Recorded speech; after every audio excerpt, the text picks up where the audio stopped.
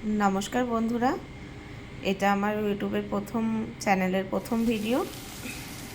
এখানে আমি উপমা রেডি করছি। তার জন্য আমি ছোলার ডাল আর সর্ষে, শুকনো লঙ্কা, তেজপাতা, কারি পাতা, কাঁচা লঙ্কা ফোড়ন দিয়েছি। আর একটু সামান্য উড়ার ডালও ফোড়ন দিয়েছি। তার মধ্যে পেঁয়াজ, টমেটো, কাঁচা লঙ্কা দিয়েছি।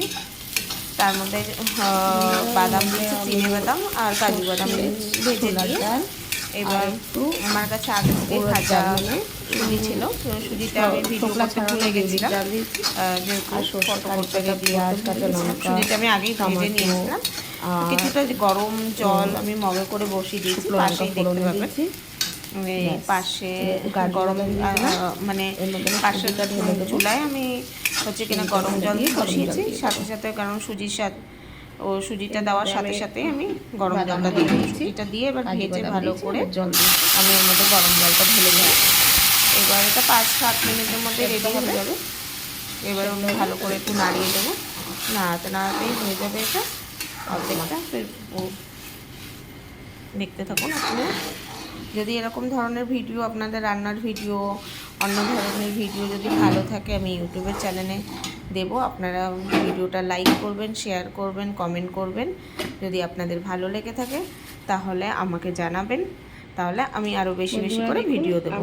এবার দেখুন সুজিটা এবার একটু হয়ে গেলে, এটা সাউথ ইন্ডিয়ান ডিশ। এটা এবার আমি সামান্য একটু নুন দিয়ে দেবো। এটার মধ্যে নুন দিয়ে দেবো। দিলে এবার সুজিটা একটু শুকনো শুকনো ভাব এসে গেলে সুজিটা হয়ে যাবে। গাঢ় শুকনো শুকনো হয়ে গেলে সুজিটা হয়ে যাবে। আমার উপমা রেডি হয়ে যাবে 2 মিনিটের মধ্যে। আপনারা দেখতেই পাচ্ছেন এর মধ্যে আমি বাদাম দিয়েছি আর কাজু বাদাম দিয়েছি। আপনি কিশমিশ দিতে পারেন, ড্রাই ফ্রুটস যে কোনো কিছু দিতে পারেন, কিংবা ছোট ছোট করে কাজু কুচি আর গাজর, বিনস, মটরশুঁটি খেলে মটরশুঁটিও দিতে পারেন আপনি। মটরশুঁটি দেওয়ার পরে দেখুন এটা আমার রেডি হয়ে গেছে। এটা আমার উপমার ফাইনাল রূপ। এখানে আমি ভিডিওটা শেষ করছি।